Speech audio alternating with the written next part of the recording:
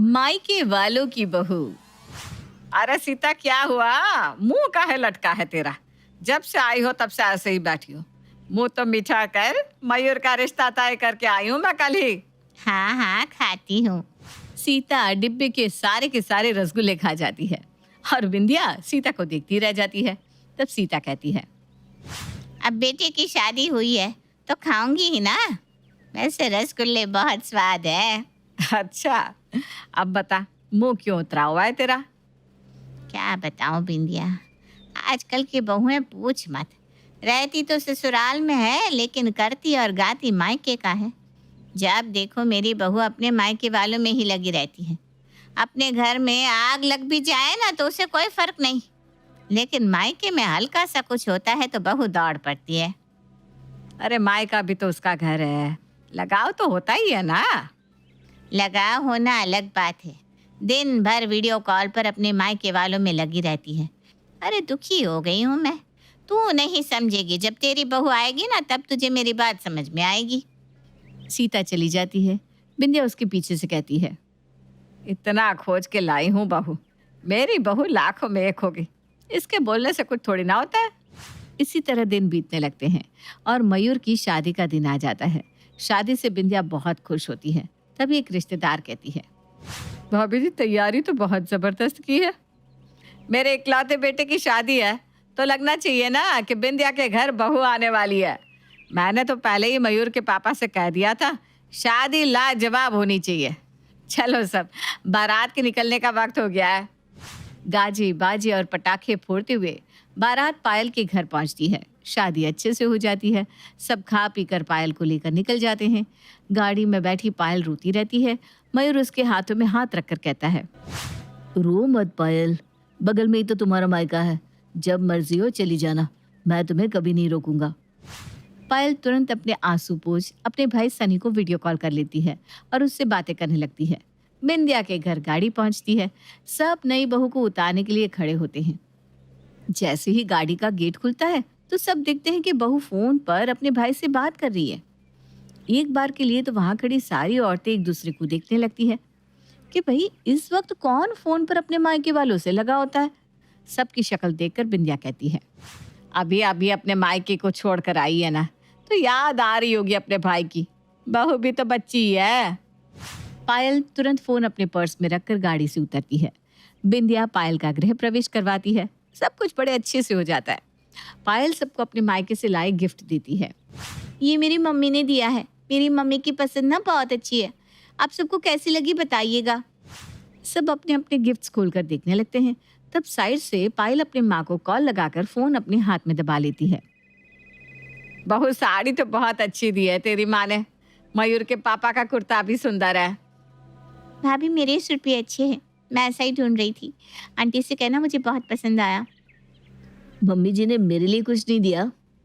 दिया है ना, वो मैं तुम्हें बाद में दूंगी। बहू, अब दोनों अपने कमरे में आराम करो।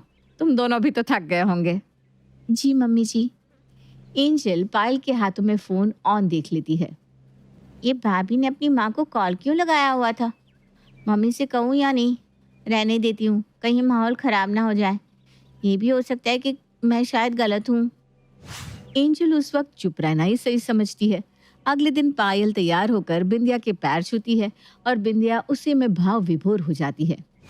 बहू, आज तेरी पहली रसोई है और मुँह दिखाई भी। तू एक काम कर बेटा, जो तुझे सबसे अच्छा आता होगा ना वही बना ले, और साथ में एक मीठा भी बना लेना। हाँ, ठीक है मम्मी जी। शाम को तुम्हें तैयार होना है। एंजल ने पार्लर वाली को बुला लिया है। मेरी बहू लाखों में एक दिखनी चाहिए। मम्मी, तुम्हारी बहू लाखों में एक नहीं, करोड़ों में एक दिखेगी। पायल हल्की सी मुस्कान देकर रसोई में चली जाती है। इधर रात की बात एंजल के दिमाग में चलती रहती है और वो पायल को नोटिस करती रहती है। क्या बनाऊं समझ में ही नहीं आ रहा। मम्मी को वीडियो कॉल कर लेती हूँ। पायल अपनी माँ पुष्पा को वीडियो कॉल करती है। फोन उठाते ही पुष्पा कहती है, अरे पायल, फोन स्पीकर पर है क्या? हाँ, क्यों मम्मी? अरे चल पहले हेडफोन लगा, तभी मैं बात करूंगी। अरे ठीक है बाबा, लगा रही हूँ। तुम भी ना रह रहे कर क्या हो जाता है? पहले तो मुझे कभी हेडफोन लगाने को नहीं कहती थी। पायल हेडफोन लगा लेती है। फिर पुष्पा कहती है, अरे गधी, तू अपने ससुराल में है, मैं घर की कोई बात करूंगी तो कोई सुन लेगा ना, वो अच्छा लगता है क्या? तुझे तो पता है तेरी माँ को बात बात पर गाली देने की आदत है। कहीं तेरी सास ने सुन लिया ना तो मेरी इज्जत क्या रह जाएगी। क्या मम्मी, तुम ना, कोई नहीं सुन रहा। पता है तेरे जाने के बाद ना कल घर में बहुत कलेश हुआ। तुझे तो पता ही है मैं तो कभी कुछ कहती ही नहीं, लेकिन फिर तेरी बड़ी मम्मी ने मुझे इतना सुनाया, वो भी ना पानी को लेकर। अब क्या पूरे घर का पानी मैं ही खत्म कर देती हूँ, है? बोलो। अरे मम्मा छोड़ो ना ये सब तो वहाँ का रोज का है, कोई नया नहीं सुन रही हूँ मैं। अच्छा मम्मी ये बताओ कि आज नाश्ते में क्या बनाऊँ? आज मेरी पहली रसोई है ना। एक काम कर, उपमा बना ले, हल्का भी रहेगा और अच्छा भी। शादी के घर में रोज तला भुना खाकर सबका पेट भी खराब हो गया होगा। और मीठे में ना खीर बना लेना। ठीक है मम्मी, तुम लाइन पर ही रहना और मुझे बताती रहना क्या क्या कैसे बनाना है। पायल पुष्पा से पूछ पूछ कर खाना बनाती है और दोनों माँ बेटी बातें करती रहती है। एंजल, जिसकी नजर पायल पर थी, वो रसोई के बाहर खड़ी सब सुन रही थी। लगता है भाभी को खाना बनाना नहीं आता। बेचारी मेरे जैसी है, इसीलिए अपनी मम्मी से पूछकर बना रही है। मैं भी ना बेकार में भाभी के लिए क्या क्या सोच रही थी। पायल सबको खाना खिलाती है और कहती है, मैंने सोचा उपमा हेल्दी रहेगा तो मैंने वही बना लिया। वैसे मैं अपने मायके में उपमा ही नाश्ते में खाती थी। भाभी बहुत अच्छा बना है। बेटा तू जाकर रेस्ट कर ले, शाम को तैयार भी होना है ना। पायल अपने कमरे में जाकर अपनी माँ से बातें करने लगती है।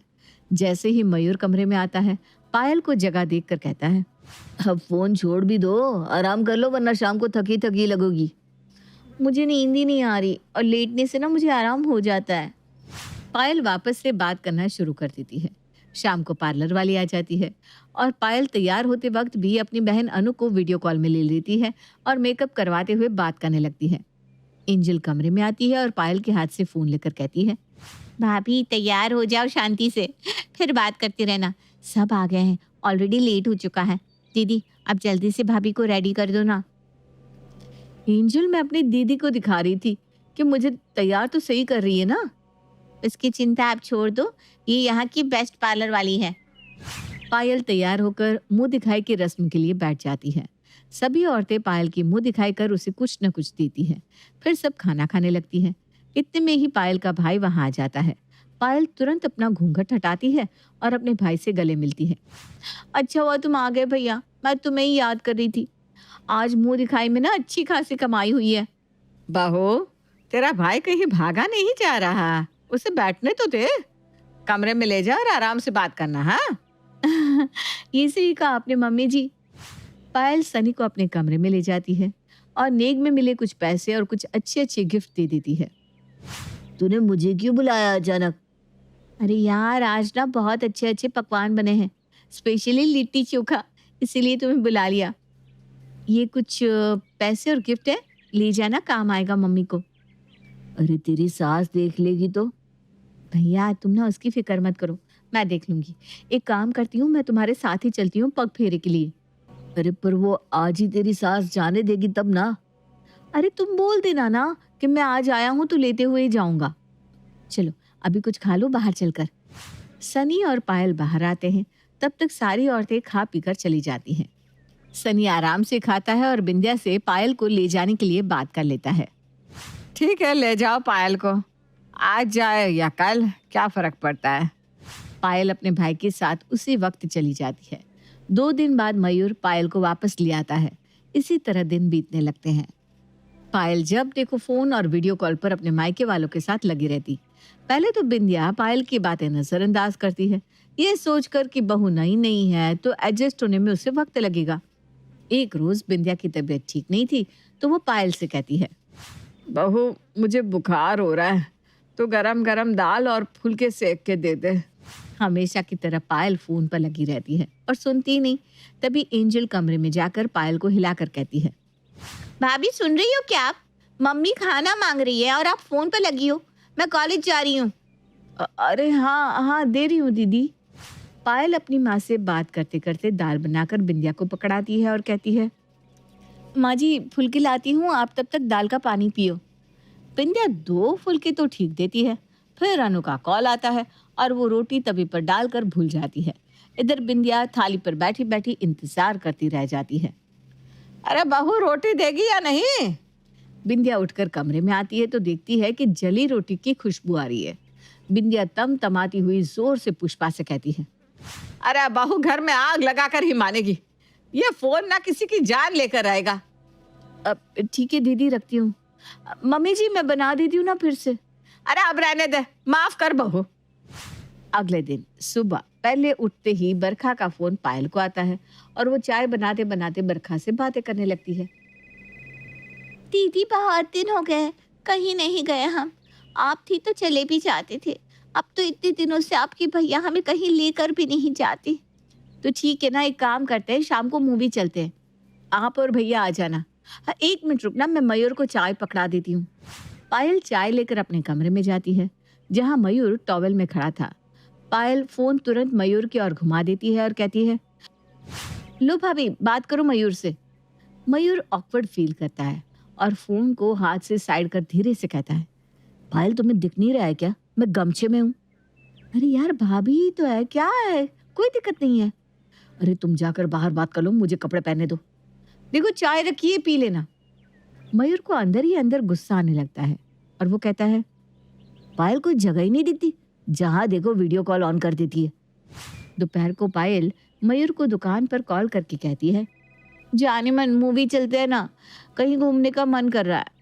तुम तो मुझे हनीमून पे भी नहीं ले गए। अच्छा, हनीमून की टिकट तो तुमने ही कैंसिल करवाई थी, ये बोलकर कि तुम्हारी मम्मी की तबीयत ठीक नहीं है। अब तुम्हें मायके से ज्यादा प्यार है तो क्या करे? अच्छा ठीक है ना, तो आज चलो, जल्दी आ जाओ, शाम को मैं रेडी रहूंगी, हम तुम दोनों निकलेंगे। अच्छा ठीक है, आता हूँ। मयूर मन ही मन सोचता है, कम से कम मूवी के बहाने तो पर्सनल टाइम मिलेगा, नहीं तो मेरे ससुराल वाले हर वक्त नाक की तरफ फन मारे मेरी जिंदगी में बैठे रहते हैं। मयूर शाम को जल्दी जल्दी घर आता है और हाथ मुंह धोकर तैयार होने लगता है। पायल, चलो चलते हैं, मूवी शुरू हो जाएगी। मैं तो कब से तैयार हूँ, तुम ही नहीं आए थे। मयूर के मन में तो लड्डू फूटते रहते हैं। दोनों गाड़ी में जाकर बैठते हैं। गाड़ी में बैठते ही मयूर पायल के हाथ को अपने हाथ में लेकर कहता है, जाने मन, तुमने ना प्लान बनाकर मेरे मन को खुश कर दिया। सब कह रहे हैं मूवी बहुत मस्त है। इतने में ही पीछे की सीट पर बैठी बरखा आगे झुककर कहती है, हाँ जीजू, मैंने ही दीदी से कहा था मूवी चलने को। बरखा की आवाज सुनकर मयूर के तोते उड़ जाते हैं। वो पलट कर देखता है, ओ साले साहब, मैंने तो आपको देखा ही नहीं। अच्छा हुआ आप लोग आ गए। फिर वो मन ही मन सोचता है, मेरी जिंदगी को झंड करने आ गए, 1 मिनट भी मुझे अकेले नहीं मिलता पायल के साथ। इतने में ही पायल अनु और पुष्पा को वीडियो कॉल पर लेती है। हम लोग ना मूवी देखने जा रहे हैं। यार आई मिस्ड इट, मुझे भी बुला लेते। तू हमें वहां बुला लेना। मम्मी क्या हुआ, तुम कुछ बोल क्यों नहीं रही हो? क्या बोलूं बेटा, मेरी किस्मत ही फूटी है। आज सुबह पहले तेरे पापा से लड़ाई हो गई। जब देखो अपने भाई बहन का पक्ष लेते रहते हैं। सुबह से काम वाली नहीं आई, ऊपर से तेरी बहू आकर मेरी छाती पर बैठ गई। सुबह से मैं और बरखा काम कर करके दुखी है। आज भी थोड़ा तंग है बेटा, मैं पैसे कमाती नहीं ना, इसलिए मेरी इज्जत नहीं है। क्या मम्मी, कैसी बातें कर रही हो? लोगों की बातों को ना नजरअंदाज कर दिया करो। तुम भी चली आती ना भैया के साथ। नहीं बेटा, अच्छा नहीं लगता ना, तुम लोग यंग कपल हो जाओ, मैं बूढ़ी तुम्हारे बीच में क्या करूंगी। क्या यंग कपल, कभी अकेले छोड़ते ही नहीं, जब देखो मेरी छाती पर कोई ना कोई बैठा रहता है। आप भी आ जाती, ऐसे भी कौन सा कुछ करने को मिल रहा है। सब मूवी देखते हैं।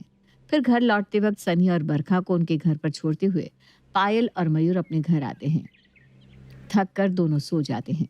अगले दिन बिंदिया मयूर से कहती है, बेटा अब बच्चा कर ले, वरना ज्यादा उम्र होने से बच्चे होने में दिक्कत होगी। बहू जब देखो अपने मायके वालों में लगी रहती है। ये उसे मायका लगता है और मायका उसका ससुराल। अरे बच्चे हो जाएंगे तो कम से कम वो बच्चों में लगी रहेगी और इस घर की तो सोचेगी। हाँ मम्मी, मैं भी देख रहा हूँ, पायल अपने मायके वालों में ही लगी रहती है। अब इसका कोई उपाय तो निकालना होगा। दिन बीतने लगते हैं। एक रोज पायल बैठकर सब्जी काट रही थी। मयूर पायल के पास जाकर उससे किस कर देता है। तभी उसकी नजर सामने मोबाइल पर पड़ती है जिसमें पुष्पा वीडियो कॉल पर होती है। मयूर की हरकतें देखकर पुष्पा अपनी आंखें बंद कर लेती है। बेटा मैं बाद में कॉल करती हूँ। पायल गुस्से में मयूर से कहती है, मेरी माँ को ऑकवर्ड फील करवा दिया ना तुमने। वो बेचारी कुछ जरूरी बात कर रही थी। हर वक्त तो तुम्हारी जरूरी बात ही चलती रहती है। मयूर गुस्से में दुकान चला जाता है। रात को मयूर मूड बनाकर घर आता है। सुबह गुस्से में पायल कुछ ज्यादा ही बोल गया। गुलाब देखकर वो खुश हो जाएगी। मयूर खा पीकर कमरे में जाता है। पायल को गुलाब का गुलदस्ता देकर कहता है, एक गुलाब दूसरे गुलाब के लिए, क्या हम साथ में कुछ वक्त बिता सकते हैं? ठीक है, मैं भाभी को ना ये बॉक्स दिखा देती हूँ। बस 10 मिनट उनसे बात कर लेती हूँ, वो कुछ कह रही थी। हाँ ठीक है, कर लो। मैं तब तक फ्रेश होकर आता हूँ। मयूर पायल के फोन रखने का वेट करता रहता है, लेकिन मजाले की पायल फोन रख दे। देखते देखते 2 घंटे बीत जाते हैं, फिर भी पायल की बातें खत्म ही नहीं होती। गुस्से में मयूर पायल का फोन पटक देता है। ना रहेगा फोन, ना करोगी तुम बात। हमारी अपनी कोई जिंदगी ही नहीं है। जब देखो तुम अपने मायके वालों में लगी रहती हो। जब दिन भर उनमें ही लगा रहना है तो वहीं जाकर रहो ना। मयूर कमरे के बाहर जाकर सो जाता है। अगले दिन पायल उठते ही अपना फोन लेकर बनवाने के लिए घर से निकलती है और घर के दरवाजे पर ही उसका पैर मुड़ जाता है और उसके पैर में फ्रैक्चर आ जाता है। पायल दर्द से रोने लगती है। पायल की आवाज़ सुनकर मयूर उसे तुरंत अस्पताल लेकर जाता है और उसका प्लास्टर करवाता है। साथ ही पायल के लिए एक नया मोबाइल भी लाकर उसे देता है और वापस उसे घर ले आता है। पायल अपने मायके वालों को बताती है कि उसका पैर फ्रैक्चर हो गया है, लेकिन कोई भी उससे मिलने नहीं आ पाता क्योंकि सब कहीं ना कहीं बिजी होते हैं। इधर मयूर दिन रात पायल की सेवा करता है, उसे अपने हाथ से खिलाता, उसके सारे काम खुशी खुशी करता। पायल, तुम्हें किसी भी चीज़ की ज़रूरत हो तो मुझे बता देना।